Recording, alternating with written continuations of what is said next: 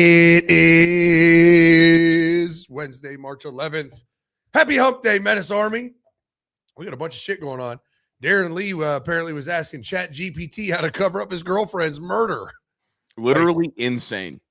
Like in a world, and I feel bad. I talked about him like because when I talked about him, I said, you know, coming out of high school, you're like, wow, this kid's a smart kid. He's obviously dumb as fuck.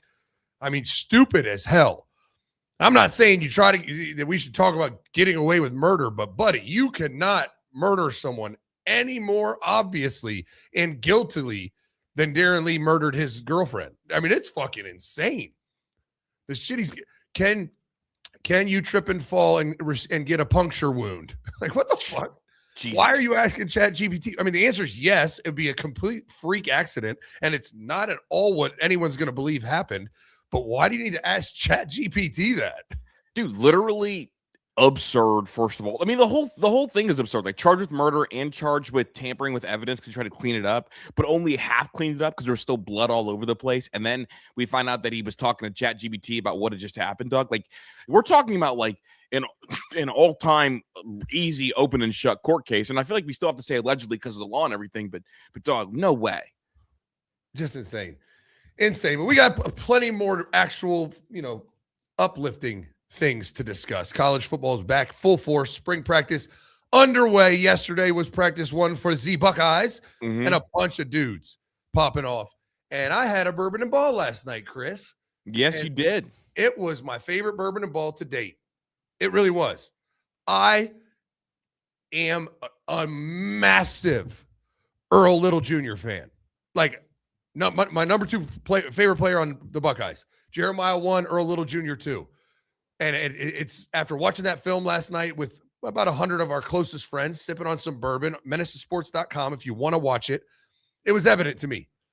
Dude is an absolute stud. He's a day one starter. And it's, it speaks to the reason that most of the transfer kids are running with the twos. They got to earn their stripes and make the first team, beat somebody out. They just gave Earl Little Jr. the job. It was like, all right, buddy, we know what time it is. Like, we're not even going to fuck around with you. You're a starting safety. Go. Dude, like that's A, first of all, it's important. B, you always playing a dangerous game, like trying to evaluate like safety film, because you never know what a safety's going to look like. Like the Terry Moore film, he's kind of just like deep post a lot of the times, not really doing a whole ton. I mean, this kid is like in the mix. Dude. When I watch him, he looks like he could play linebacker in some packages too. It's just, yeah, there's no doubt. Now, so we broke down the Bama game, thinking that'd be a great game. Ryan Williams, and there was game one, and Florida State won the game, so it wasn't going to be a shit show towards the end of the year. And he was in on every play, like every single fucking play. He was right there. Might not have got credit for the tackle because he was second or third to the party, but he is always around the football. And I guess the greatest comp I gave was he's somewhere in between Lathan Ransom and Caleb Downs, which that's rare air, right? That's elite air. Lathan Ransom was a fucking baller, but I don't think I don't think he runs as well and covers as well as Caleb Downs, but he's really fucking good. Like I was thoroughly impressed. And can I tell you my thought on him? What I kept thinking in my head. My God, this is what Josh Proctor was supposed to be. And I feel like that's fair, right? Like I'm not even trying to troll. That is what Josh Proctor was supposed to be. Yeah, absolutely. And if I could give you the perfect player comp, it is Lathan Ransom with Davison Igbenoson's personality. That's what he is. Love it. That's what he is. I'm in. Dude's a stud. I mean, I'm so excited to watch him for the Silver Bullets. I mean, whereas Terry Moore's film, it was fine. Like, he's not a bad player, but there's nothing that got you excited. That film that we broke down last night was invigorating. Yeah. It was awesome. The best. That's the best. That's some great news before the show. Obviously, that's what I'm saying. Like, before we kick this bitch off, let's just know we got a fucking head hunting motherfucker back there at safety, and he is going to be a dude. Flies to the ball, physical, like tenacious. Like he jumped off the screen the first fucking play of the game, and every drive it was the same. It was really good shit. So congrats to the Bucks. They got a real one there. We're on a 7-week journey evaluating this transfer portal class. So far, we did Christian Allegro, gave it a B, right? Good player, long, decent athlete. I like him. I'm glad they took him. I think it was an A plus take, but a B player. Then we did Terry Moore. obviously it was 2 years ago, injured this last year. The film was B, around the same. And then Earl Little Jr. last night was an A+. A++. Next, we're going to go to the slot receivers, or not slot receivers, the receiver position in general. The UTSA kid, and then the LSU Kyle Parker and Devin McCune, I believe is his name. Yep, McCune, good job. We're going to do those two next 2 weeks, and I've decided I'm doing some bonus bourbon and balls. Probably tomorrow night I'm going to do one. I want to do another Earl Little Jr. game, maybe Miami or something. I got to look and see which game he was in coverage more. And then Christian Allegro against the Buckeyes. I want to see what he did against Ohio State. I know we broke that film down before, but we didn't focus on him. Yeah. So we're going to do those two bonus bourbon and balls. So it's cooking in the film room. He money back guarantee in that game. Huh? He broke his hand in that game. Did he? How many, somebody was telling me I should do that game. I hadn't looked into it. Yeah. No, I think he broke. Well, he kept playing, Zach. Oh, that's good. That's I like that out of my linebackers. Mm-hmm.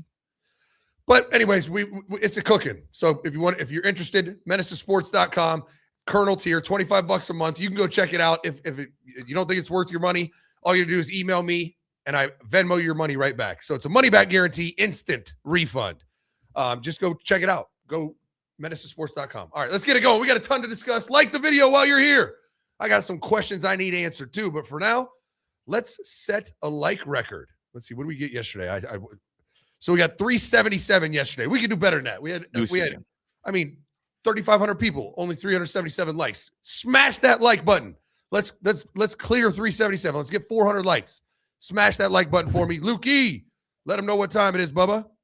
It is. They need to level up. I think we have some freaks in Menace Army. I'm okay with that. Go watch the fucking film. But I appreciate you for riding with us, Menace Army. Menace out. Menace Army! Let's get to the show! Let's get to the show. You talked about Earl Little Jr., and I want to talk about him a little bit more. I think he excels, big, physical, really sure tackler. You feel good about when he has to match up against a tight end. You feel good about him in the run game. Honestly, in the Alabama stuff that you broke down, I thought he was better in coverage than I thought. Like, good feel for kind of the size and kind of the scouting report. There was that one play over the middle that should have been a touchdown that he kind of closed the gap on. I thought was really, really impressive. He's got great instincts and awareness. I don't think he's straight line fast. I think that's kind of the one knock on him is going to be overall top end speed, but he plays so intelligently that he plays pretty fast, if that makes sense. Yeah, it's instinctive. Now it's not Caleb Downs instinctive. Like Caleb Downs was knowing, just knew beforehand, and then also had true 4.4 speed, but it does feel instinctive. And honestly, I think that was kind of one of the things that Ryan Day wanted to get was guys who are experienced enough to enter the flow state. I mean, Earl Little Jr. is an older player, probably going to be the oldest player on the defense. Yeah. And my question is, just general, and we're going to get back to Earl Little Jr. What the fuck happened to Florida State? They opened up the year by smashing number 8 Alabama, who finished the year at number 8 and ended up being a playoff team. They beat them 31-17. They opened up the year 3-0, and then they lost 4 straight games. How did Florida State fall off the cliff like that? They beat Bama, who objectively is better than Virginia, Pitt, and Stanford. And they were a playoff team. Bama went to the playoffs, Chris. Literally.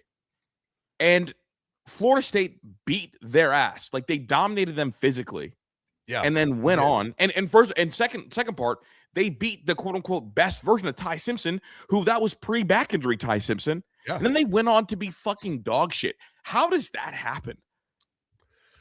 I don't know. I mean, it's got to be a coaching staff not aligned. Culture's fucked up because if you're talented enough to handedly beat a playoff team, you're talented enough to be a fringe playoff team, right? Maybe I'm not saying they should have went 10-2 and made the playoffs, but they should have been 8-4. That it should have been, oh man, we didn't get it done this year. It's a disappointing season. We went 8-4. It's mind-blowing to me.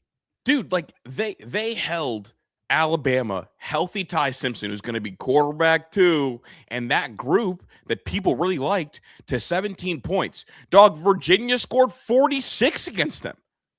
How do we have that kind of fall off? I don't know. It's you can always point to injuries and things like that, but ultimately for a team like that to go lose to fucking Stanford Yeah, It's dude. like, oh, there is culture and coaching issues. I mean, they went 2-6 in the ACC.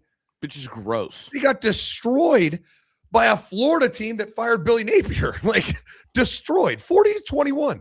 Yeah, they went 2-6, and yet we felt like Ohio State feels like you and I feel like Earl Little Jr. could be one of the best players on this Ohio State defense. Absolutely, without a doubt. And so it's like talent isn't the issue. And I keep going back to like Norvell just staying alive. It's like a cockroach, man. I can't explain it. And here's the thing: like I like Norvell and I want to root for Norvell, but it doesn't make sense to me that you have a kid like Earl Little Jr. who came from Alabama, came from winning culture, understands what it takes, high football IQ, physical. Like he's a player that you plug into a really good team and they win. He's a player that you plug into a decent team and it elevates their defense. And yet, even with him and a couple draft picks, they just looked like ass, even though we know how talented they were. So it was just surprising to me because people are going to be like, well, yeah, like Earl Little Jr. was in the middle of what ended up being a bad defense. And it's like, well, no, like they would have been good. They kind of fell apart down the stretch, but it just blows my mind after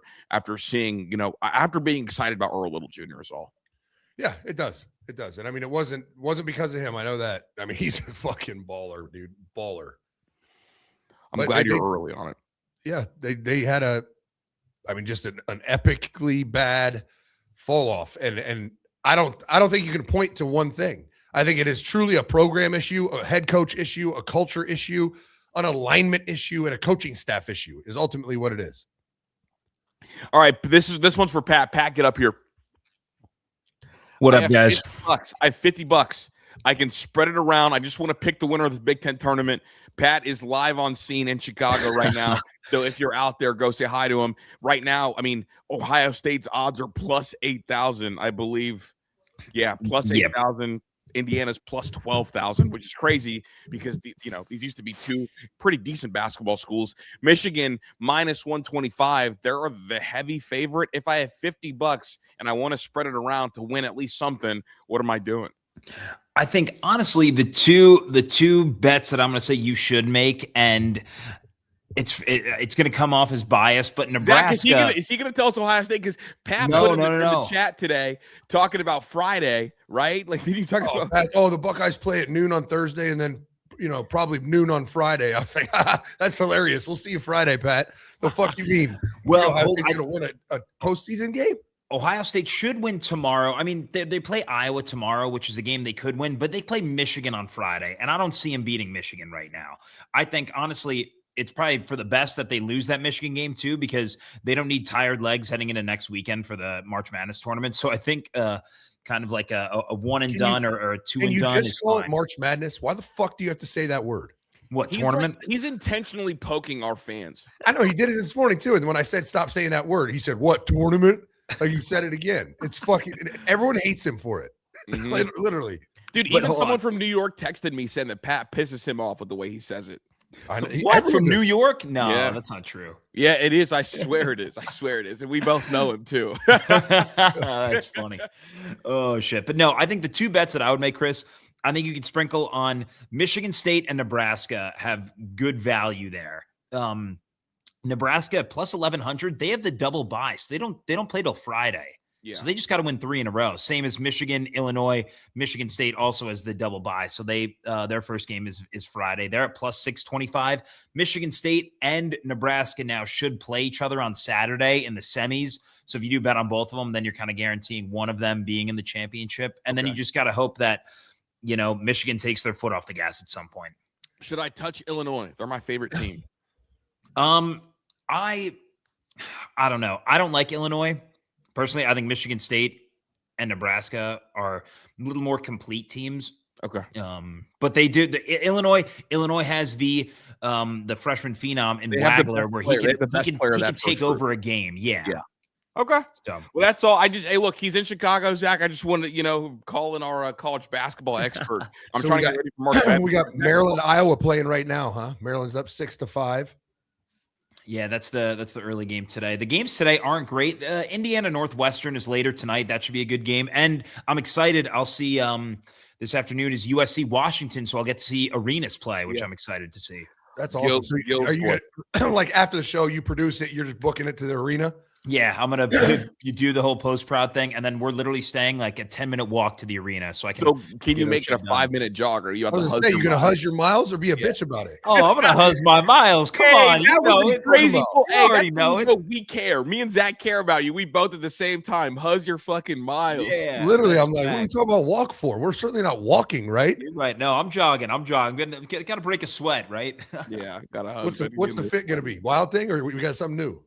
Oh, it's wild. I got 2 Wild Thing jackets. Got the yellow one and the blue one with me. So I'm not sure which one I'm going to wear today, but I wore the yellow one last night. Dude, Zach, the funniest thing was when you were like at the gym one day and I went with Pat to the seamstress to go get his Wild Thing jacket. Oh my God, dude. I got called out by the Nebraska's head coach. Gave me a shout out in his press conference yesterday. Shut up. Why didn't you clip it up and send it to the fucking group? How am I just now hearing about that? Oh my God. I tweeted about it. Pat, I hate you, dude. We literally run a media company. These things fucking matter. I tweeted it. I figued you guys would have seen it. What? We have a group chat. I don't have time. My Twitter's filled with all kinds of bullshit right now with Mark DeRosa. Like when shit happens like that, Pat, let us know. Like, I will. Like, here we go. And I don't mean to sound conceited. Zach and I right now are more famous than you, but you do have like a weird internet underbelly cult fan base that you're like a unique internet person. Hold on. Is this AI or is this real? No, dude, this is real. Dude, fuck that, Zach. Pat, listen you're a producer. Grab it so we can put it on the fucking All right, show. yeah. Listen to this, Chris. I mean, that was one of the most fun games I've ever played in with Casey. And, you know, you had the Ohio State guy, Pat Cahill's, and What the crazy. fuck? And now he's going to be there this week. I saw as well. So we created a lifelong fan because of Casey Domanaga. But, you know, that whenever he had 23 and a half. What the fuck? The fucking head coach of Nebraska just said his name and everything. He knows his name. Your full government. Fuck Literally, out it wasn't here. even. I was anticipating Wild Thing or something, but no, he said the full name. That crazy Ohio State guy, Pat Cahill, is that his name? Like, what the fuck, Pat? My phone was blowing up yesterday when it's like just a bunch of Nebraska people reaching out. They're like, "Yo, you just got name dropped in the press conference." Dude, I'm about to make the hardest edit of all time, bro. Like those fucking Pope edits. What in the world is going on right now? Dude, that's not crazy. This didn't come up in the fucking group chat. Like we're literally in the group chat. No, it's absolutely insane that Pat didn't mention this to us until we're live on air. I wanted your live reaction, dude. Fucking crazy, dude. What? Insane. And again, like Zach and I are more famous than you, but you're this like strange I'm not even gonna call you like you're a strange internet creature at this point. Like I would bet a lot of money. Most fan bases, if you polled 10 people, right? I don't know, 5 of them would know who I am. Right. 3 of them would know who you are, and none of them would know Pat. Except for Nebraska. Except for Nebraska. Except for Nebraska's fan base. I think like 6 would know him, 4 would know me, and 3 would know you. Pat is the leader in the Nebraska fan base. If you pulled 10 people, that's if I pulled 10 people, I think more people would know Pat than you or I, Chris. This is a fucking Family Feud question. Yeah, literally. Menace to sports. Who do you think of? Ding, ding, ding. Zach. You asked Nebraska. Wild Thing, baby. What do you mean? Dude, literally. That's so funny. fucking crazy, dude. The Oh Nebraska. my God, hey, you got to go get a flick with him. Well, so I think I might be, I don't know, one of the guys who works for their equipment team. He was texting me yesterday when he sent me the video of like the press conference, and he said, "Hey, we get in tomorrow. The team is staying at the Marriott downtown." He goes, "You should come by and grab a beer with us." I'm like, dude, okay. Dude, he literally had to, like, if Nebraska goes on a run in the tournament, you have a chance to be Sister Jean. Hey, we'll see what happens, man. They had a crazy run or what was it, 2 years ago, and then missed the Big Ten tournament last year. So it's fun to get them back in the in the Midwest here. So I know I'm excited. I'm blown away. Dude. Let's get a commercial break because I don't know what the fuck just happened. Me either. Dude. I have a full football show written. Like you saw the show notes. I have a really good football show written. I just didn't know the fucking Nebraska head coach name dropped our fucking producer. It's literally gonna be like, oh, did you guys watch the Hall of Fame speeches? Larry Fitzgerald mentioned Pat. Like, like what? Fucking crazy. Oh, an what internet a wild creature, time. dude. You're my favorite, Pat. That's funny. Oh, that's wild. Pat, I sent you a video. You got to pull it at some point. We got to play it on the show. Okay, yeah. All right, let's get to commercial. We'll come back, kick Pat off screen so he can stop derailing the fucking show with this random fucking information that he didn't tell anyone. We'll be right back after this. Menace Army, you need tools in your tool belt when making big decisions and big purchases. You know, I just bought Cam a truck. I'm about to buy Justine a new SUV, and then I'm going to go looking. I might get myself an electric car, like a Tesla, something different. So 3 cars in a calendar year, and I would do none of it without CarGurus. When you're making a big decision, you got to get the full picture. CarGurus delivers exactly that. You get unbiased deal ratings, price and vehicle history, and all the key details up front. So you know when you found the right car at the right price. Finally, car shopping with total confidence. It's no wonder CarGurus is the #1 most visited car shopping site according to SimilarWeb's estimated traffic data. Buy or sell your next car today with CarGurus at CarGurus.com. Go to CarGurus.com to make sure your big deal is the best deal. That's CarGurus.com. CarGurus.com. You need it. It's a tool that you should not go without if you're going to go buy or sell a car. All right, Menace Army, I don't know about you guys, but dressing up's never really been my favorite. It's always good to look fresh and crisp, but it was always so uncomfortable. And until I found Mizzen Main, you can look polished and feel comfortable. They're my go-to dress clothes for a nice dinner, golf, you name it. I'm wearing Mizzen Main. You put their clothes on, you'll feel the difference instantly. Professional style that's actually comfortable, wrinkle resistant, and completely machine washable. Screw the dry cleaners. No ironing or dry cleaning. It's amazing. And here's something really special. Mizzen Main is a veteran-led organization committed to supporting those who served. They offer a year-round military discount and proudly give back to veteran organizations. You know how we feel about those that serve for our freedom. Right now, Mizzen Main is offering our listeners 20% off your first purchase at mizzenandmain.com, promo code MENACE20. That's Mizzen, spelled M-I-Z-Z-E-N, and Main, M-A-I-N.com. Promo code MENACE20 for 20% off. Mizzenandmain.com, promo code MENACE20. If you'd rather shop in person, you can find Mizzen and Main stores in select states. Go check it out. Go check it out. Back to football, dog. I didn't mean to derail things. I guess I'm just blown away by it. Chris, I got it. You don't even know what this video is. You got to see it. No, I have no clue. What are we talking about? I don't know who the guy is. It doesn't matter. He's talking about the NFL draft. Do we have it? Are we ready? Oh yeah, Pat has it. He's ready. Oh, and he's talking about a prospect that would be a can't miss prospect for I don't even remember what team it's for. You got to hear this. Go ahead, Pat. Roll it. Good. There aren't a lot of big name tight ends anymore. Everyone would love to have Kenyon Sadiq, but I don't think that's going to happen. So we'll see. I think that Dixon Myas is definitely swarm. I think he would fit in. Blake Fisher, swing tackle. Absolutely. what? He said, I think Dixon my ass is a good fit? He said, I think Dixon my ass is a good fit for them. Is that the fucking Dixon my ass guy? Like, Yes. what the, dude, is that a real reporter? Is that a real person? I don't. It's the dumbass sports media personality of the week. I don't know Dog, who the fuck it is, but holy oh my god, shit. he actually fell for the Dixon my ass. Dude, the fucking It's worst. a Texans reporter. Aaron Wilson is the dumbass sports media personality of the week this week. He's a Titans reporter? It's a Titans reporter. Someone asked him about Dixon my ass, and he said, "Yeah." The best part is, I mean, you know, we saw Rob Gronkowski do it. They fucked with him about a player one time, and he like ran with it, and they pulled a joke on him. But like, for him to then not only fall for it, but then say, I think he's a good fit. Dixon my ass is a good fit. Dixon my ass is a good dude. It's so fucked because at least with the Rob Gronkowski thing, it's like he's sitting there like trying to figure it out, and it's not like a fucked up name. Like when these guys, and that's the issue with sports media, everybody wants to know everything, and no one can acknowledge maybe that it's so easy to be like, I don't know who that prospect is, but to say it and pretend like you know it. Remember it happened to a fucking Michigan reporter that was doing a thing about another tight end. I don't know if they used Dixon my ass, but it was about a tight end from Utah, and they talked about his size, and he was like, yeah, he's big, strong, physical, and he'd be a great fit. And it was like something like that. It's like, oh, it was Mike Cox. Yeah, Mike Hawks. Yeah, Mike Hawks. And it was like, it's like, geez, dude, like just fucking A, ignore it, or B, like. But like, why do you have to? I think it's an ego thing. Like, I have no problem, and I do it all the time.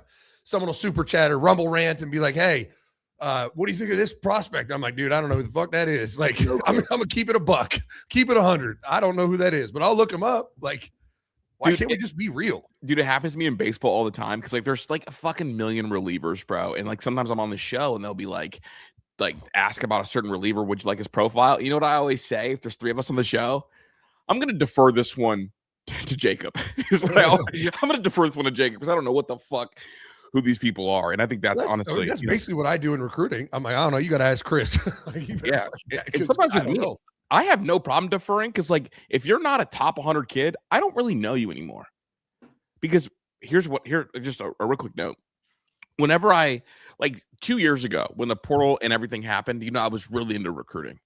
But then you get into recruiting, you learn everything about these kids, and then randomly you know something about fucking Minnesota's second string offensive tackle because the kid transferred after a year. There's like no point like investing all these coins when everybody fucking leaves.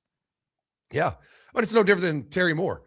Like, I don't know that I even Christian Alliegro. Like I broke down Ohio State, Wisconsin. It's the only Wisconsin game I did all year. And I'm sure I mentioned plays that he made or didn't make, but you're evaluating 22 players, scheme, everything else. Like in hindsight, I'm like, I don't remember how good he was. Like I had a lot of shit going on. So that's why you go back, and that's why we do Bourbon and Balls, to get accurate information, right? To go actually just study Christian Alliegro. What's he look like? Like, how does he move? How does he tackle? How does he cover? Like, and you have to get that information. You have to have good information. You have to, dude. And like, I'll never forget, I spent 10 hours talking about Keon Keeley 3-4 years ago. Keon Keeley didn't end up ever playing at Alabama and ended up transferred to Notre Dame. What a waste of your time. Yeah. So I'm not fucking doing that again. All right, dude. This has been keeping me up at night. The Kenyatta Jackson and Legend Bay both wearing number 2 is freaking me out a little bit because every number 2 in my recent memory at Ohio State has been a fucking savage. And that's in my Aaron Boone voice. And I'm thinking to myself, when's the last time Ohio State had a number 2 that we weren't sure if they were going to be a fucking savage or not, then we grew into one? Not only are we doing it with one player, we're doing it with 2 players. Caleb now got here. We knew he was going to be in the conversation for the best player, best safety in America. And honestly, we thought that it would be an upset if someone was better than him. I mean, dude, like when Chris Olave switched numbers, we knew he was about to erupt, and he came back for his final year. J.K. Dobbins fucking was the man. Now, he was number 2 early on, but to have 2 number 2s when number 2 has never busted, in at least my recent memory of Ohio State, is it right to keep me up at night, or should I fully expect both these dudes to be all-American level players? Well, I mean, Legend Bay's a freshman. You got to give him time. But, right. I guess that's why it freaks me out. Not only are we giving out 1 number 2 that could be a bust, we're giving out 2 number 2s that could not live up to the name, and that keeps me up at night. Yeah, it doesn't keep me up at night. Okay. I think that tells me, one, when a freshman gets a jersey number like that, number 2, it tells me that the staff is really high on him, like really high. Otherwise, you give him 25 and make him earn 2, right? We went through the list yesterday of all the guys switching numbers. Like those guys have earned the right to wear number 5 or whatever number they're switching to. So Kenyatta Jackson, I think it's going to put a lot of pressure on him. We've seen a DN number 2 who was the most dominant DN in college football. And when that jersey trots back on the field at the same position, there's going to be an expectation there. But I think it's good. I think and you know what? As a fan, he might fall short. But if he's aspiring to play, to be a Chase Young, and he falls a little short, that's still a pretty fucking good player. Okay. That's still a really good player. And for me, it's like, if you wear number 2 to Ohio State, you have to be in conversation as the best at your position in the country. Do you think Kenyatta Jackson can do that? Because he's only got 1 year to do it. At least with Legend Bay, he's got 3 to 4 years to do it. Yeah. I mean, Legend Bay's got a whole career to do it, right? Yeah. So for me, it's like, I guess like I'm questioning, like, did Kenyatta Jackson earn number 2? Like, is he that kind of player? Do you think Kenyatta could play himself into the first round this year? Okay, if you had to bet, would you bet that Kenyatta Jackson plays himself in round 1 this year? Because they're going to need him, Zach. They no longer have. I think he will. Okay. I think he will. I think right now he was a late second, early third round pick if he was eligible in this year's draft. And I think with a year of development under Larry Johnson, a year with Mick getting the Sonny Styles, Arvell Reese offseason plan implemented, I think there's a chance. He just needs to be a little twitchier, a little more dominant pass rusher. But he was really good last year. And I guess, like, for me, like, thinking about the uptick in production, do you think he's going to have to be more of a tackle for a loss guy? Because last year, think about like all the pseudo defensive ends we had. I mean, we lined up Sonny on the edge sometimes to go get after it. Caleb Downs was always in the backfield. Arvo Reese was always in the backfield. That's like a lot of tackles for loss that we're trying to replace. Yeah. Do you think that they could try to cut him loose to try to be that disruptor this year? Because last year he was more of kind of a set the edge sometimes and then go get it when I have to, and played excellent in moments. Like he was great against Michigan. But I'm wondering, could that be the reason for number 2? Because they're going to scheme him up to let him go get the quarterback more? Or do you think I'm kind of making excuses for the lack of sacks a year ago? No, I mean, I think you're to an extent you're making excuses, but you're not wrong entirely. Okay. I mean, he still faced one-on-one pass rush opportunities at the end, right? So like, you'd still he was decent. Like when you watch him in pass rush, even devoid of the quarterback getting rid of the ball or someone else getting the sack before him, just watching him pass rush, his technique and efficiency, there's still room to grow there. I thought he was good, not great. Yeah, that's fair. And honestly, like, I don't know where you're at, and I don't know where people are at in the world, but I'm over the quarterbacks get rid of the ball quick thing as a reason not to have 2 guys dominate. Because guess what? When teams was to go play Texas Tech, there was a mission: get rid of the ball quick. Both those guys over 10 sacks. When you played Miami, what was the thing? Get rid of the ball quick. Guess what? Both those guys were fucking savaged on the edge. We saw it. Absolutely. So I think I'm kind of done with that excuse because we are Ohio State, and it's like, dude, how long till we have like a dominant, like first round borderline pass rusher, I guess, stance wise. So, and the fucking first round pass rusher we have this year played fucking middle linebacker for us the whole year. I mean, the list is extensive. I was just going through it. I think the last Buckeye to wear 2 who wasn't just like best in the country was Dontre Wilson. Yeah, and he here we go, just real quick to defend Dontre. I think he earned 2 because when he was number 1 as a freshman, that was the first time we had seen a player move like that, maybe since Ted Ginn Jr. I remember the hype around him, the kid that was between Oregon and Ohio State, like a real track star. Like his freshman year was really fucking cool. And so I felt like the uptick was there. Now, he couldn't have foreseen Curtis Samuel just being him plus 50 pounds, more shiftiness and faster. But was Curtis faster than Dontre? Because he looked faster on the football field. He played faster for sure. He probably was. Maybe. I mean, but Dontre can really run. So yeah, I know. You're splitting hairs. So I guess like that was the last one for me. But like other than that, like you think about the number 2s out there, like Dobbins, best in America, at least conversation of top 2 in America. I mean, Downs, best in America. Chase Young, best in America. Marshawn Lattimore, best in America. Chris Olave, he was only reason he wasn't the best in America is because he played with number 5. So Ryan Shazier too. Ryan Shazier, best in America. Mike Doss, best in America. Like Malcolm you're talking Jenkins. about, dude, just best in America over and over and over again. And even like, I mean, maybe not best thrower in America, but Terrell Pryor was one of the best players in America, right? TP to me was best on the entire earth. So, Emeka would have been best in America if he didn't play with, Marvin Harrison Jr. and then Jeremiah Smith. I mean, he was the best number 2 in America. So shout out to Emeka. So I guess for me, that's kind of what keeps me up at night. And maybe Caleb Downs. Caleb Downs, absolutely best in America. Yeah, best in America. Oh, fucking Chris Carter, best in America. Like we're talking about like that number 2 shit means something to me, man. Yeah, I'm with you. So just wanted to start with that. No practice today. I was an idiot, dude. I thought we were gonna have practice today. Chris I was texting me like, "Yo, is the media not allowed at practice today?" I was like, "Chris, it's spring ball. They don't practice every day. It's like every other day." Dude, I'm fucking like, I'm the crackhead, dude. I'm like sitting on my computer just with the scratch in the neck, dude. I literally, bro, like I don't know. I was fucking at the school just like scrolling and just refreshing. What's that day in between like? Like what do coaches do the day in between the spring practices? What's the mood like? What's the feel like? How, anal is Ryan Day or Urban Meyer about like being prepared? Like what is that day off like for you guys?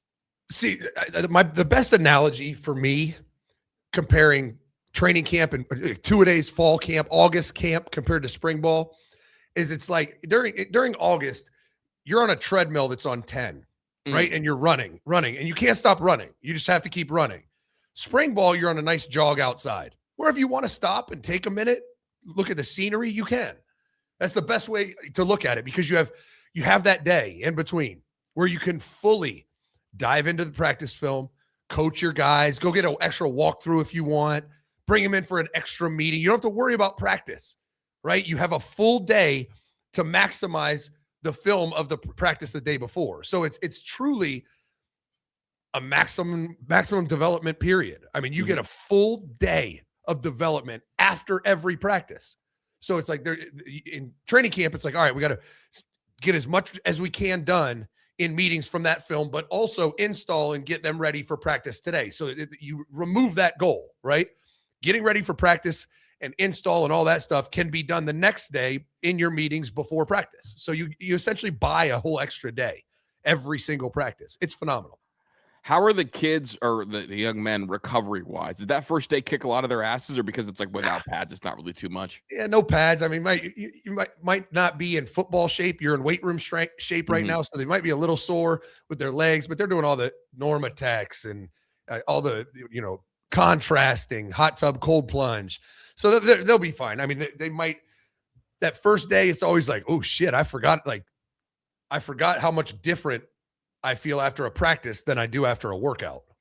I'm just thinking about like every DB that had to face Jeremiah Smith yesterday. Like, I think Jeremiah Smith, if it's an RPO and he knows he's not getting the ball, he's just going to punish whoever's in front of him.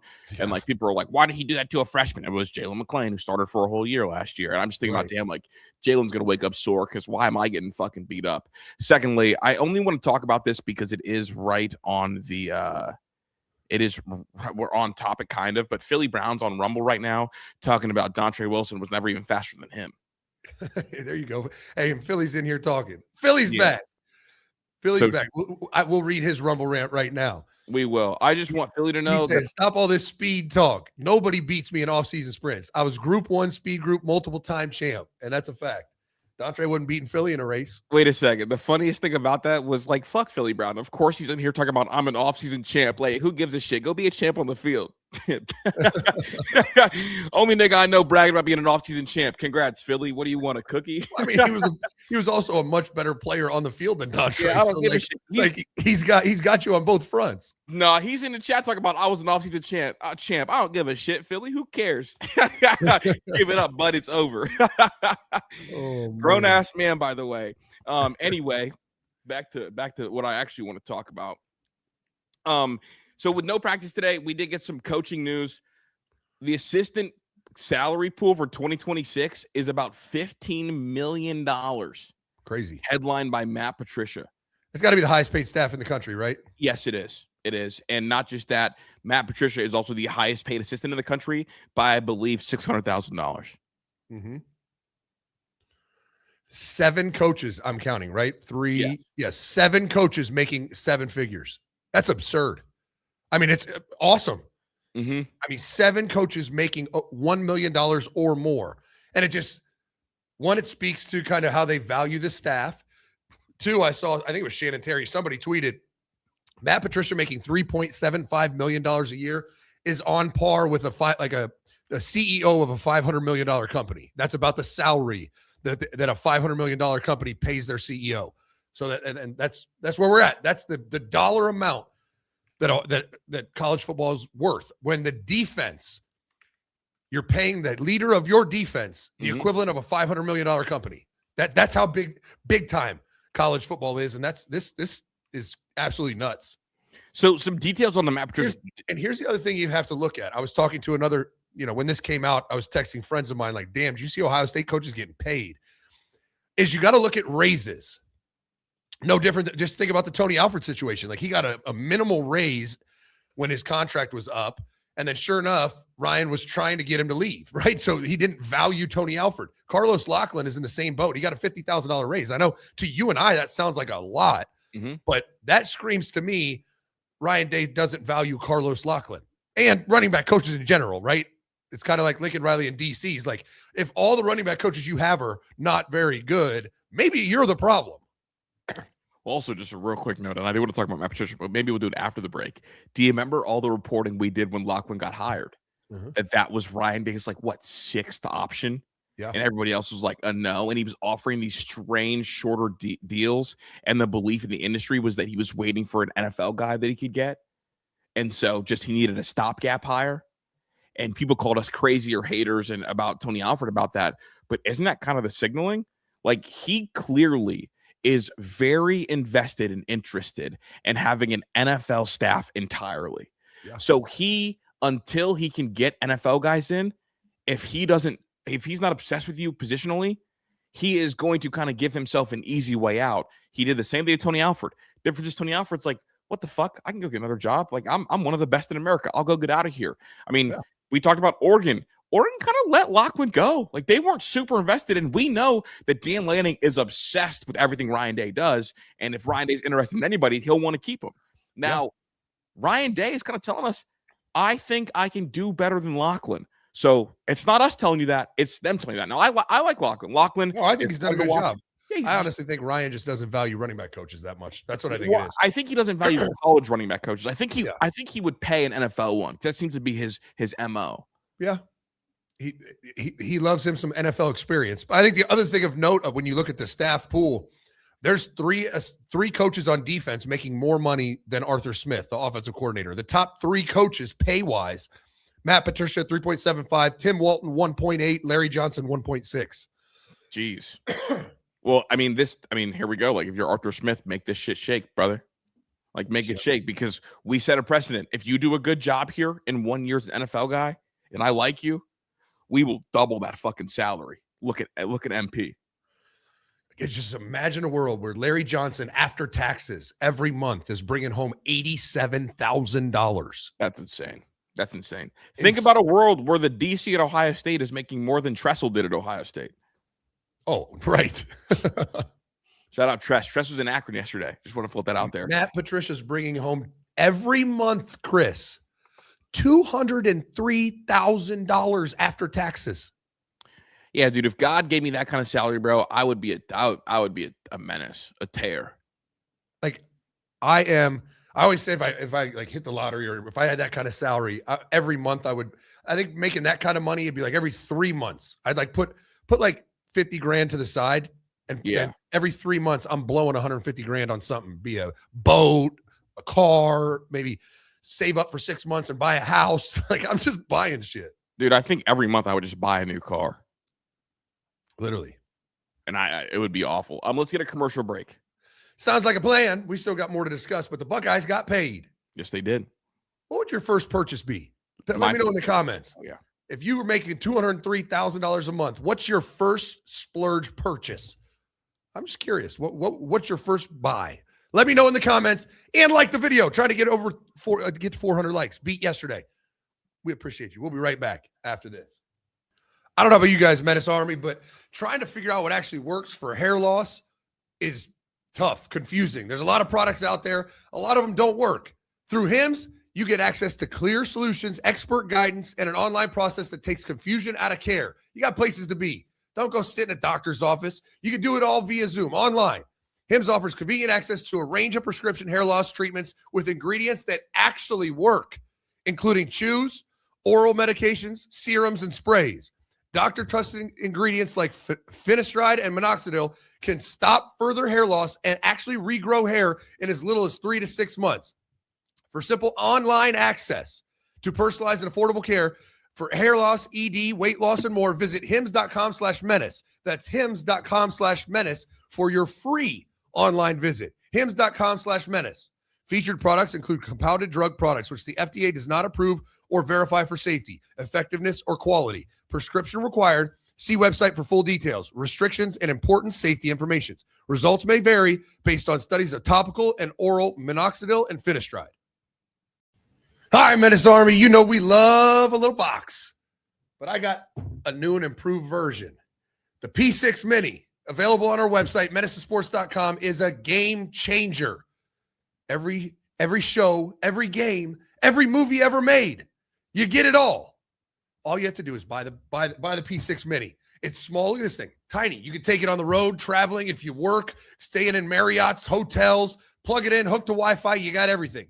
Every movie ever made, including movies in the theaters. Every baseball game, there's no blackouts. You can switch to whatever city. You can go through, literally, go to the baseball tab, and it just lists all the games. Pick the one you want to watch and watch it.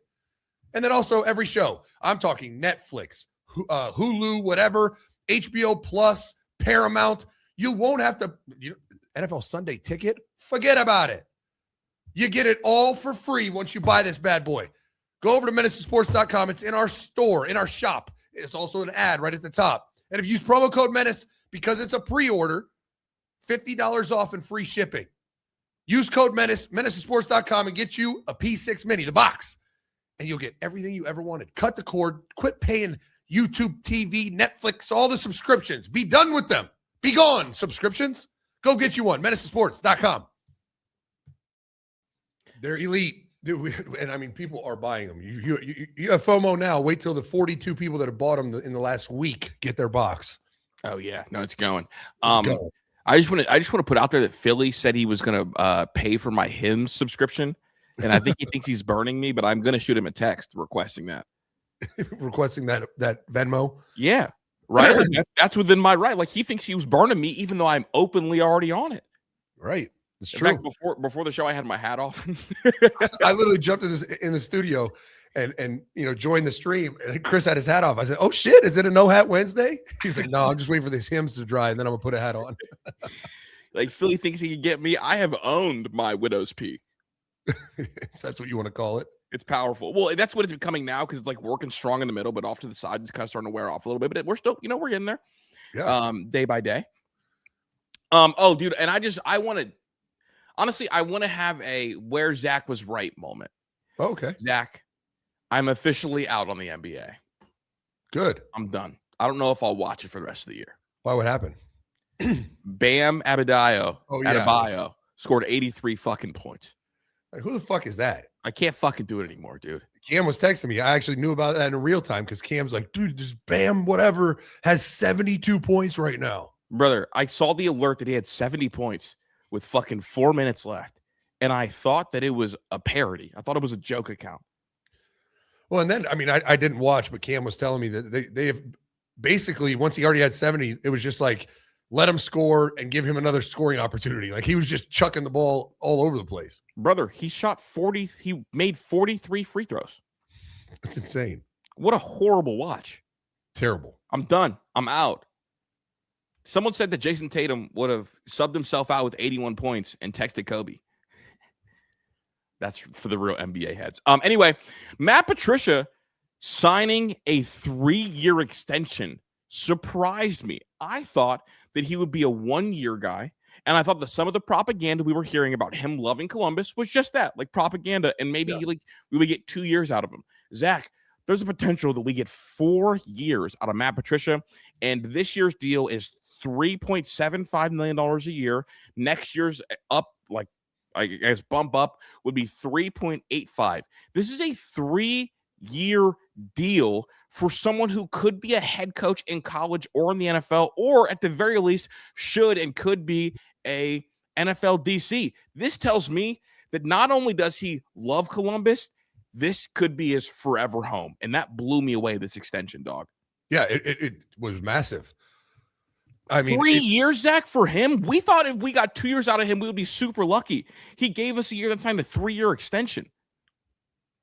It's just massive. I mean, it's still not top end NFL money. I remember when Chip Kelly went to the Raiders, he got a $6 million a year salary. Yeah. So it's still not like the upper echelon of the NFL, which I'm sure he could make. He could take an NFL DC job at some point, but if it's all about the money, I think what 3.75 did is it gave him an excuse not to take an NFL coordinator job. It's like, dude, I'm already making almost $4 million a year. Like, that's enough money because I'm happy. I'm enjoying this shit. I actually found out I love college football. This is fucking awesome.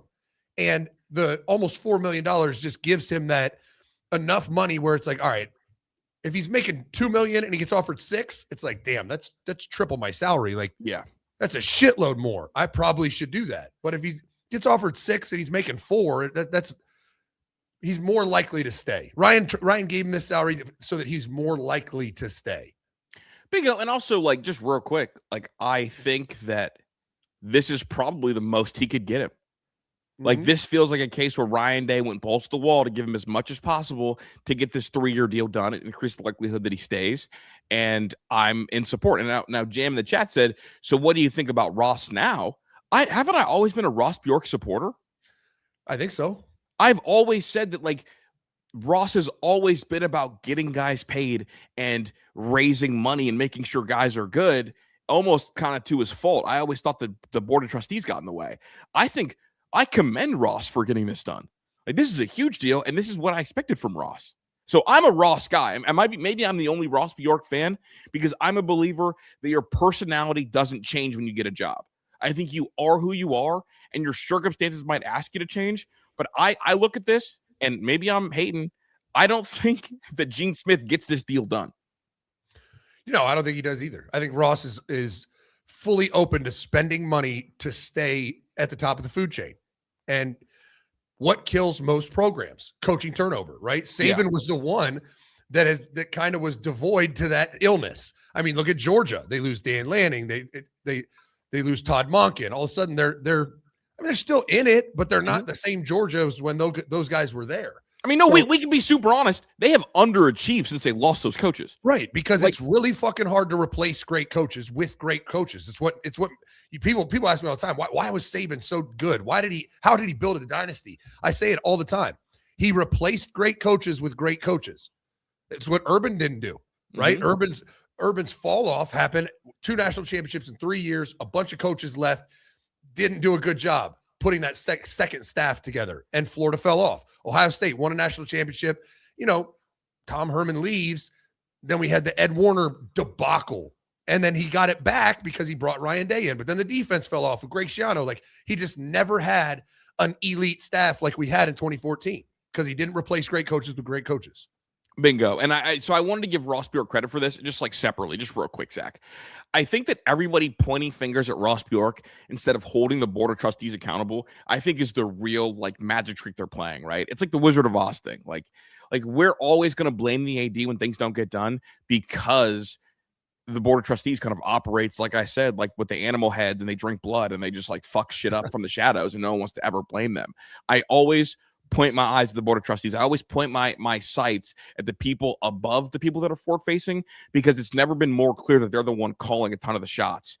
Because again, Ross Bjork has always been a raise money, spend money guy. And when your personality changes, that's because something else is required of you.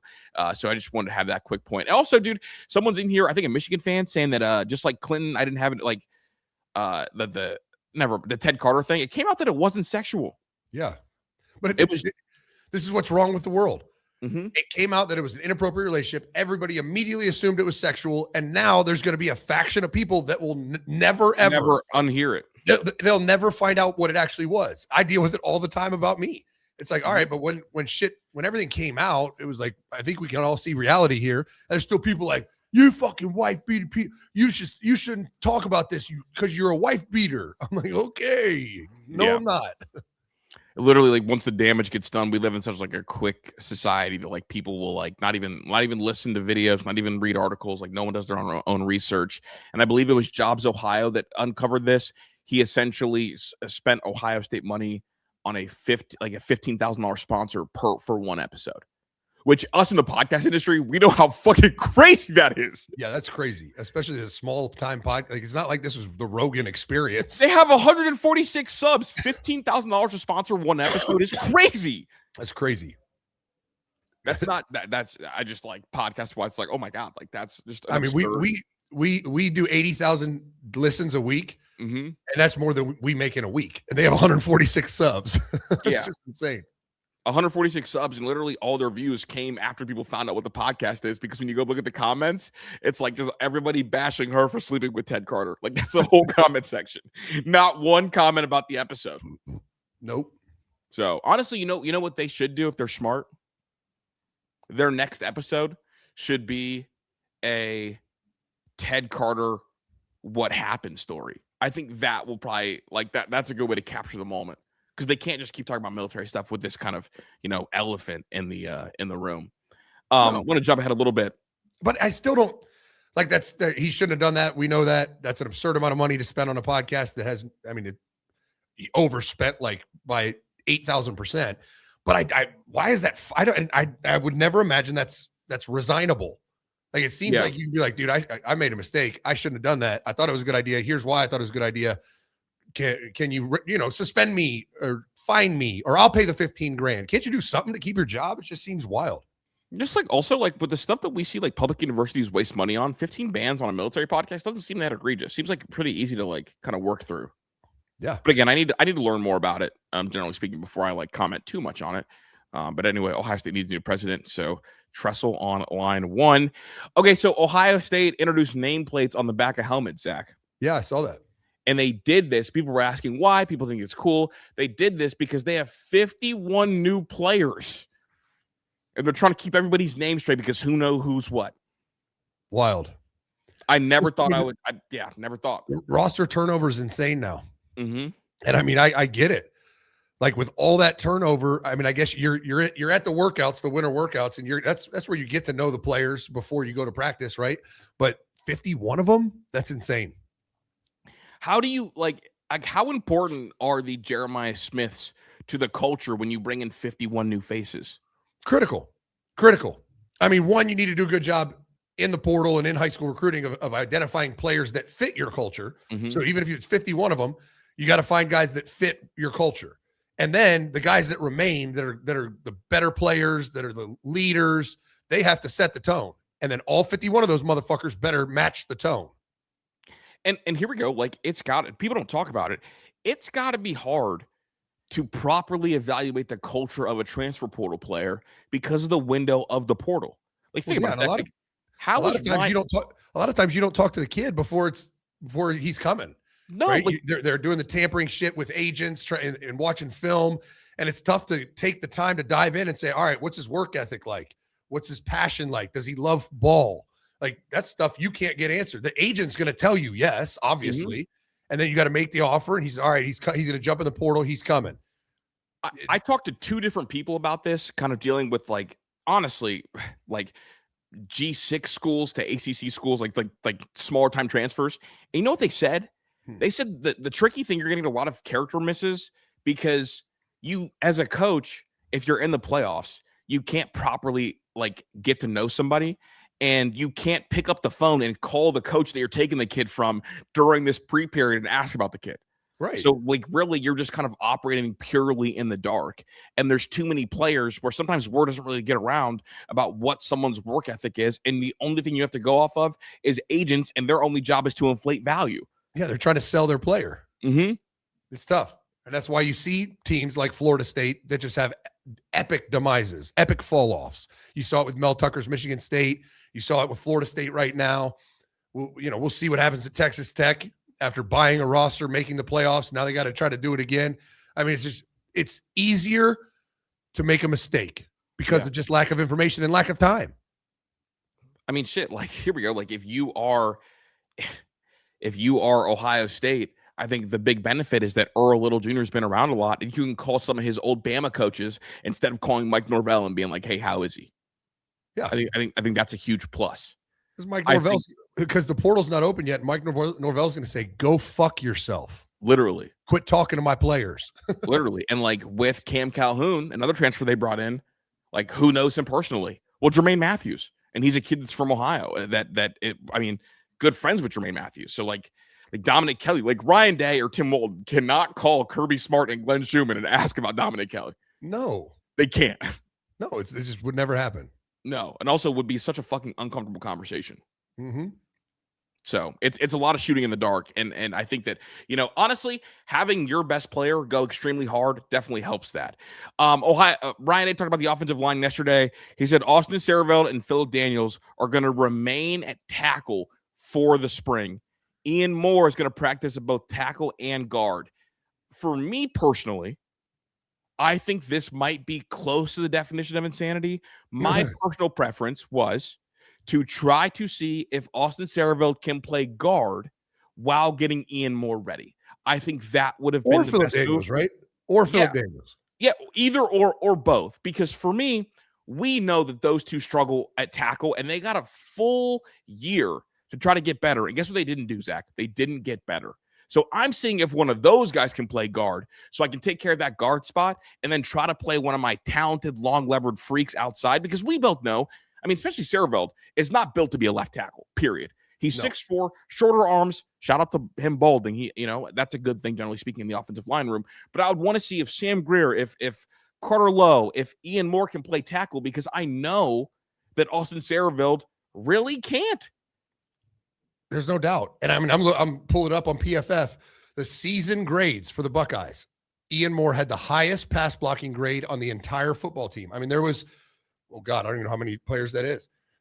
There's like 40 players. I'm sorry, I lied. There's 25 players that were in a pass block situation. Ian Moore is number one. Number one. Mm-hmm. I mean, it goes guys that played over 100 snaps on the offensive line. In order, pass block grade. Ian Moore 1, Carson Hinsman 2, Austin Sareveld 3, Luke Montgomery 4, Phillip Daniels 5, Tegra 6, Gabe Van Sickle 7, and that's it. That's in order. And so you got to get your best 5 on the field, however that is. I think Austin Sareveld absolutely projects as a guard in the NFL anyways. I think he is a guard that's just athletic enough to play tackle. And Phillip Daniels, big ass, probably belongs inside.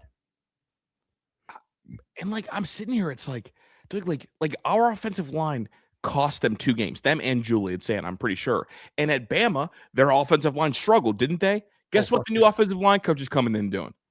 Nobody's job is safe. We need to bring back nastiness. We need to be disciplined again. Like, we're going to strip this thing down, and our best 5 is going to play no matter what. And he's been really loud about that to the point where DeBoer got on the stand and was like, oh, yeah, like, it's a different message in that room right now, and everyone's on pins and needles. So I'm just noticing the contrast between Ohio State's offensive line, which effectively cost them games, and they have a guy playing out of position in Austin Sareveld. And look, it was great that he was able to play tackle a year ago. He shouldn't be a 2-year tackle guy. Like, he should have played tackle a year ago because Ethan Anyanwu was a fucking massive miss. That's the only reason he should have played tackle. And we knew that. So by this year, we need to have a new tackle there. And Sareveld, who really projected as a pretty good guard. Yeah, absolutely. So, I mean, Austin Sareveld is just white Donovan Jackson, right? He is a guard. His position is guard. When he goes to the NFL, he's going to play guard. But based on need, he can get by at tackle. Well, that's good for an injury situation. Certainly not 2 years running. He should be your left fucking tackle. Yeah. We should hit the portal to get a guy. We should develop a young guy like Ian Moore. You should have a true tackle. Give me a Paris Johnson Jr. somewhere. Dude, literally the only thing, Zach, I kept telling myself, with them not going getting a tackle, it was, oh, okay, they like Ian Moore. So maybe I'm okay with it. But if the plan was to run back Austin Sareveld at tackle, it makes it even worse. If you don't want to get someone out of the portal because you're like, wow, Ian Moore showed a huge step a year ago. He's going to take the leap, and we're going to be able to kick Austin Sareveld back inside.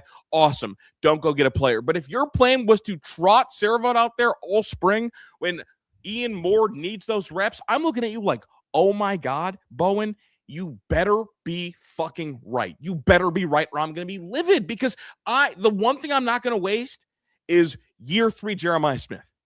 If year 3 Jeremiah Smith is not getting the ball downfield because we have 2 fucking traffic cones outside the camp block, I'm pissed, and that ruins my Saturday.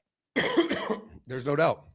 That's why I'll continue to say this year is make or break for Tyler Bowen. If the offensive line sucks again in the big games, he's got to go. Mm-hmm. Like we took an offensive line that on our 7th and 8th lineman was dominant and won a national championship to an offensive line where no one really got hurt. And they were the main reason we lost, that Ohio State lost to Indiana and Miami. And it's like, all right, dude, this is Ohio State. We have standards. After that debacle that was the end of last year, nothing changed. We didn't get a transfer portal tackle. We barely signed a high school offensive lineman. Like, just bad. No, there was no solution to the problem. The solution was, we got to coach him up and develop him. If he doesn't coach him up and develop him, I need a new line coach. Mm-hmm. No. And I'm going to take it a step further, Zach. If Bowen doesn't get this shit right and Jeremiah Smith is not in New York City and leaves Columbus without a Biletnikoff, he will elevate, for my list, the most hated assistant coach of my lifetime, more than Ed Warner. I'm dead ass. Like, if Jeremiah Smith is not in New York City and it's because we have Austin fucking Sareveld playing on the left side and we can't block and he can't get shit downfield, that will be my most hated coach assistant in the assistant era. It's fair. It's like a make or break year when it's Jeremiah Smith's final season and we're acknowledging that we're watching LeBron fucking James play college football and we can't get him another hardware. If Jeremiah Smith leaves college football with no trophies in his personal case and it is his fault, I'm going to be livid. In fact, I might go try to fight him until I remember he's 6'8", 350. I'm just kidding. I would never actually fight a coach. I'm not lunatic fringe. I'm also not fucking stupid, but I'm going to be mad. I'm with you. Like, this is Ohio State. You're making 7 figures a year, the highest paid staff in the country, because it is expected that your unit is the best in America. Urban set that standard when he got to Ohio State. He made it very clear every year. Make no mistake about it. This is the Ohio State University. Bingo. The expectation that I have for each assistant coach is your unit is the best in America, because that is the standard here. And if it's not, we got to be sitting here saying, what the fuck? What's the problem? Not only is it not, you didn't do shit to make it. Like, you didn't hit the portal. You didn't go get players. Like, I'm telling you, man, look, I'm going to make a Justin Fry apology for him if this shit's not right next year. I'm sorry. Like, for all the hate that Justin Fry got, he never put out a product even remotely as bad as the product we got late in the year. No. And, like, it's not like you can say, well, all Justin Fry's guys went to the league. No, literally, all the Justin Fry guys were there, and they all regressed. Commercial break me, dude. I went long. Yeah, I'm never not going to say it. I'm sweating now, Zach. I'm mad. Tyler Bowen is in the crosshairs. Like, he's under the microscope. I'm really intently focused on what the fuck he's going to do this offseason, this spring, this summer, this training camp, and ultimately this season. All eyes on Tyler Bowen. That's what it is. All right, let's get to commercial. We'll be right back after this. All right, I don't self-promote enough. People would say that I don't let people know what we got going on enough. So you know about our new box, the P6 Mini, over at menacesports.com. Promo code Menace, $50 off and free shipping. I already talked about Bourbon and Ball once a week, our film room breakdowns. But we have so much more going on, along with future growths that we have planned over the next month. Number one that I never talk about and need to, if you're listening on podcasts, there's a bunch of ads on the show. That's how we pay our bills, right? That's how I pay Pat's goofy ass. But if you want ad-free podcasts, $10 a month on the website, menacesports.com. All you do is you sign up for our lowest tier, the captain tier, $10 a month. It's literally like 40 cents a show. And there's a custom RSS feed. You click on it. It adds to your phone with all your other podcasts. And then you can listen to the show ad-free. You don't have to listen to the advertisements. That's one $10 tier. Obviously, the Bourbon and Ball, the film room, where you can watch 2 years worth of film rooms, 2 years worth of Bourbon and Balls, and join us live to sip on some bourbon and break down different football topics. And then the last one is our gambling tier. If you are a gambler, we have a handicapping team that puts out picks. If you're going to gamble, you might as well get some advice. They're phenomenal. And March Madness and pitching props are where we cook. So March Madness is about to begin. If you're going to be putting some moolah on the games, go get some help from some experts on the gambling tier, menacesports.com. Just check it out. Go to the website, peruse around. We also have message boards. We have a group chat, a bunch of stuff. Go check it out and support the show. That's all I'm asking. Support us. Pat needs a haircut. He can't afford one. Go sign up, menacesports.com. I'm just telling you, if you go watch that Earl Little Jr. breakdown from Bourbon and Ball last night and you don't think it's worth the money, just watch that one video. I'll Venmo you right back. And I'm thinking about maybe putting 5 minutes of it out on Rumble or something to give people kind of an example of what it looks like. But it's legit. It was fun. Man, it's really awesome shit. Another quick note.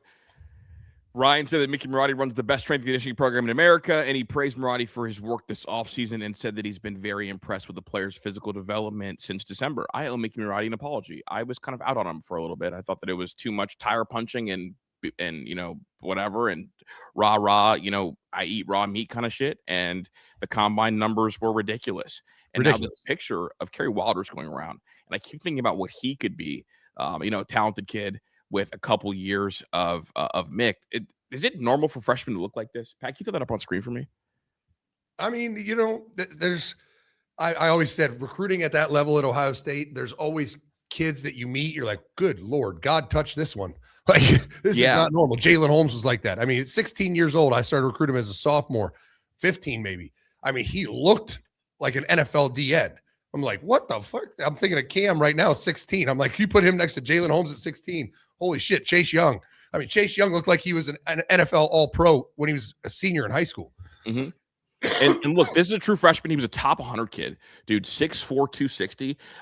Like he looks like 2.5 tackles for loss every other week. Like, right? And like LJ got the extension. I'm looking like, damn, like, again, just a guy who was an absolute freak show. That's what we're talking about. I mean, he was the number 3 D lineman in America, according to 247 Composite. Yes. I mean, just a stud. And I don't know if he's an inside guy or an outside guy, but I know that like something about like, I mean, he's 6'4", 260. I mean, that's going to be 6'4", 280 by next football season. Like, you're right. He's Like going to go. Houston. Yeah, a 3 technique D tackle. I mean, he looks like a fucking monster, dude. Just imagine that once Mick really sinks in and develops him, like he's going to look like a freak. We'll see if he can play, but he's going to look like a monster.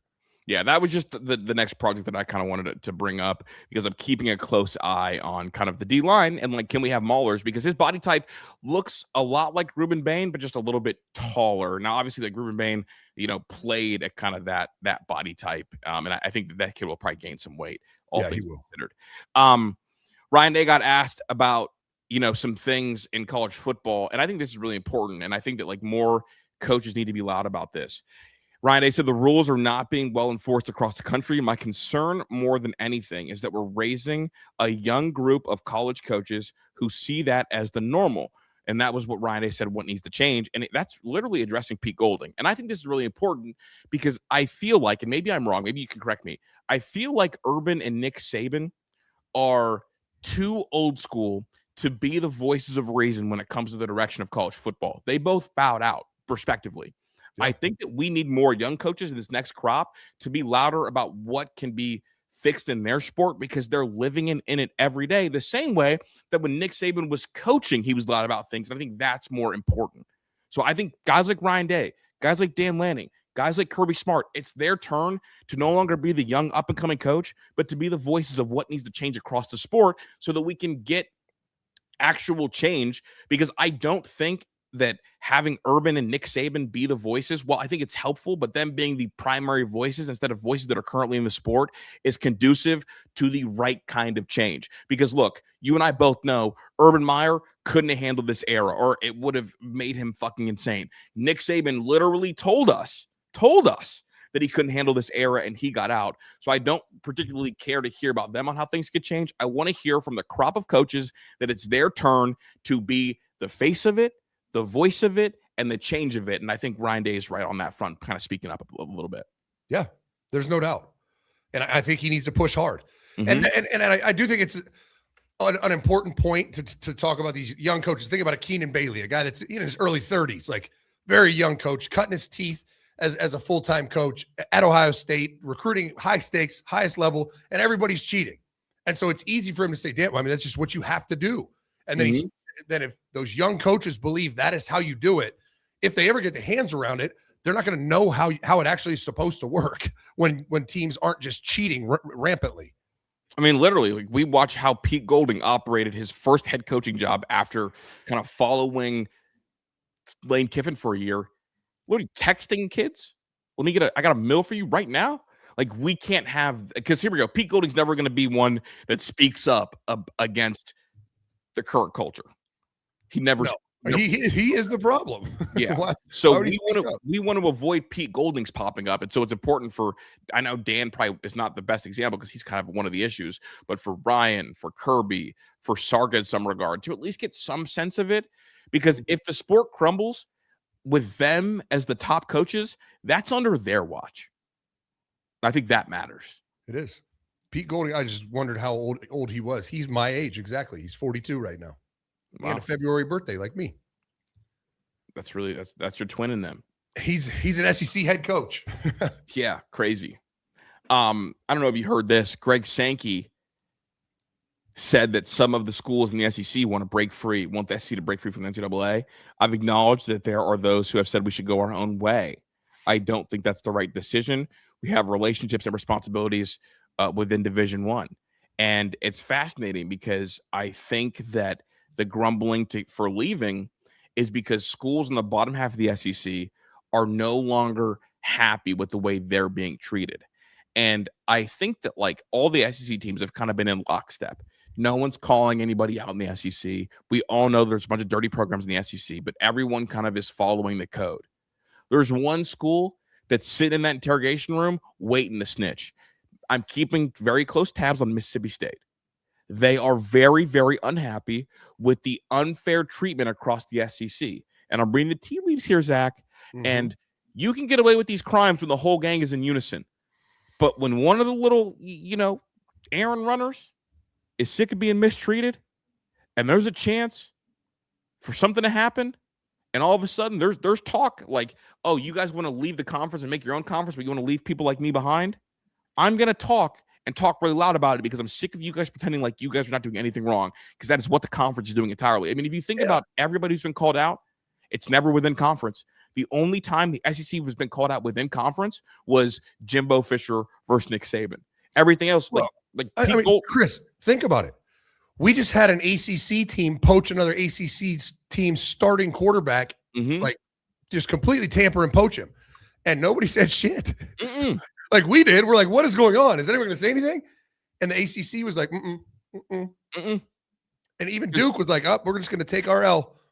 We're taking a little bit of money and take our L. That's it.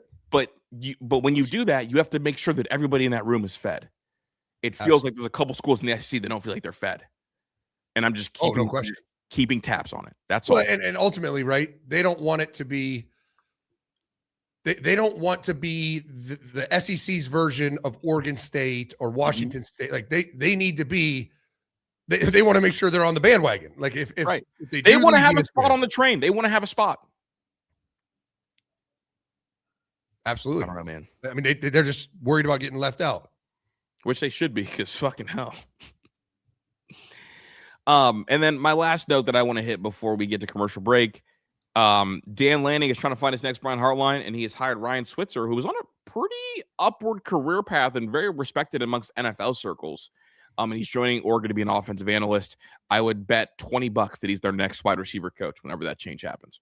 Yeah, probably. I mean, you don't remember Ryan Switzer. He's a West Virginia kid. Popped off at North Carolina as a return guy, receiver.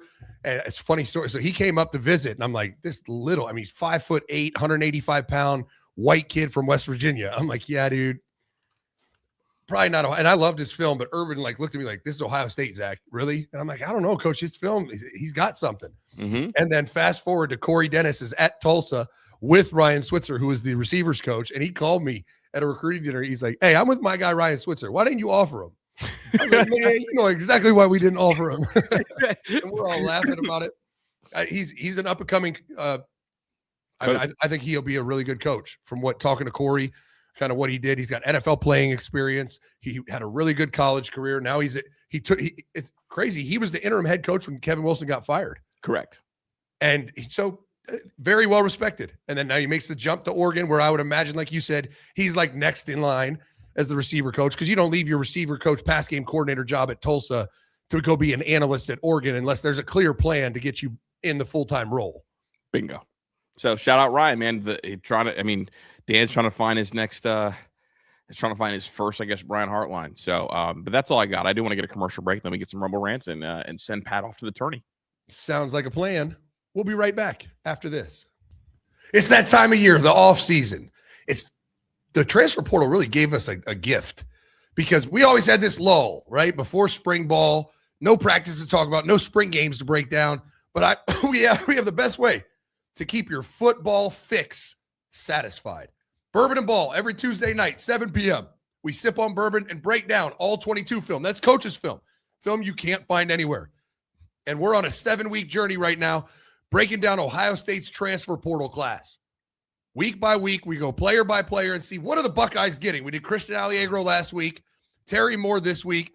In the tank, we have Earl Little Jr., James Smith and Kua Rosau, Devin McQueen, the slot. I'm really excited for the Kyle Parker film, LSU South Carolina.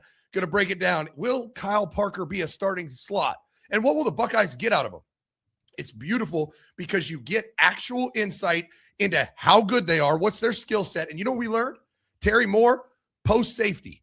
He's not a Caleb Downs type of safety. He's the complete opposite. So there's a bunch of question marks on what Matt Patricia is going to do with him. He's not going to play Caleb Downs' role. He's not a box safety. We learned that watching the game against Miami 2 years ago when he was an All-American. Go check it out. It's $25 a month. That's it. And we do one breakdown a week with an additional. Like I'm going to throw a second one out this week. We try to do a little bit more. We're back in the lab. MenaceToSports.com, Colonel tier, $25. Go sign up. And as always, this has always been the case, and I've never refunded one person. It's a money-back guarantee. If you sign up and watch the Terry Moore breakdown or watch the Christian Alliegro breakdown and don't think it's worth it, shoot me an email, Venmo, right back, money back. It costs nothing to find out. Go sign up and check it out. MenaceToSports.com, Colonel tier, Bourbon and Ball. We're cooking. Cooking. Cook. All right. Rumble rants. What you got for us, Patrick? Let's do it. Don B, thanks for the 2. I would rather Pat say tournament like a 2-year-old with an overbite than him say go pick the cotton. Jesus. I would agree. Yes. Bowser, thanks for the 2. Hi, everyone. This is Trey. I am on my dad's account. He told me while he's gone to let Pat know he's gay and he appreciates you, Coach and Chris. Man, we got generational homophobic slurs coming out. A little bit of hate. That's wild. Philly. Oh, you read this one earlier. Philly, thanks for the 1. Urban used to hate it. LOL. Might not have the fastest 40, but head to head, I always won. LOL. Yep. He did. Off-season champ. I expect nothing less. Philly was one of those players that when you showed up to a team run, a mat drill, whatever, he brought the juice. Like it could be 5 a.m. He wasn't a big partier, like drinker or anything. So he had juice in the morning, 5 a.m. He's up there hooting and hollering, running around, like talking shit. Those are the type of players that are really fun to coach. It's because he had no social life, right? He was also an asshole. Like he was hard to coach in other ways, but when it came to energy, like the best. Sounds like he only had energy because he was a lame. Here you go. He didn't have friends. Right, bro. Like, fuck. All he did was play Madden in his dorm room and then go to bed on time. Fucking lame. Chris, thanks for the 2. What up, my guys? My Falcons are a joke. I can't take this team seriously. I finally get to see them come to Cleveland this year, and everybody's going to be booing Stefanski. Still get to live out my dream. What week is it? Because you might see Tua. I was gonna say. Let's see. I don't even know if they have the schedule out yet. You know, it's funny. Side note, I'm just looking at Rumble Rants, thinking about super chats. So everything's submitted to our YouTube channel is monetizable, but they said it can take up to a month for a review. Do you think they find out we started a new channel in that review? I hope not. Me too. Oh my God. That'd be fucking brutal. Chris, thanks for the 2. This one's for Pat and Chris. A few shows back, y'all were talking about an Indians versus Reds game meetup. Is that Cleveland or Cincinnati? And I got MAC championship tickets already. Are y'all coming for that? I might go to the MAC tournament, just because 30 minutes on the street. But no, Pat and I are talking about like whoever wants to come with us, and Tyler will probably be there. Rod will be there, just for in Cleveland when they play the Reds. Yeah, I was gonna say I think the Cleveland series is the weekend series. The Cincinnati series is weekday. So I think we were saying we should do the Cleveland one. Yeah. And my brother is playing for the West Akron Reds this year. So he's on the Reds. Yeah, was he last for the Orioles? Yeah, we reshuffled team names and we got the Reds this year. Okay. So so like I'm gonna take him to a Reds game anyway, so I'll probably be there. That's fire. Clydesdale, thanks for the 5. Klatt said it was a huge mistake to not have any players at the White House meeting about fixing college athletics, but I'm like, who should have been there? I mean, we should have had maybe a player that just entered the draft there. I think 100%. I think you should have had representation of all the parties involved. I think you could have grabbed a guy like Caleb Downs, would have been a great one, right? And then grab a guy like Arch Manning, or CJ Carr, maybe, because he doesn't have, he kind of has a famous last name, but just get some guys that are NIL players here. Yeah, I'd agree. I would have got Darian Mensah there. Like, hey, you would have thought I was really going on. Bring the latest tampered fucking mess. Boom. Now you're at a deposition answering questions in front of Congress. Right. The fucking president of the United States, Trump's in there asking him questions like, oh shit, dude. Fuck. Those are all the Rumble rants we got. I love it. It's a little, what is it? A hump day today? It is a hump It's day. Wednesday. Yes, it is. Hey, round 2. Round 1 is after Pound Town. You go to Pound Town. Then you go to Menace, and it's time to go to Hump Day. Round 2, get it in if you watch both shows. If you didn't, then get your first one in. We appreciate you, Menace Army. Go get your box, menacesports.com. It's a game changer. Fucking small, too. Easy to travel with. Pat, I got yours sitting right here for when you get back. Oh, let's go. We're back. Is no longer going to be boxless, his cheap ass. Oh, yeah. I knew it. The whole time he's waiting, like, I think Zach will give me one eventually. I'll hold off. I'm not going to buy one. Here he is getting a free box. So free box is always good. Never, you hate when you have to pay for box, but Yeah. if you don't have box, you might have to pay for it. Go to menacesports.com. We appreciate you. Menace out.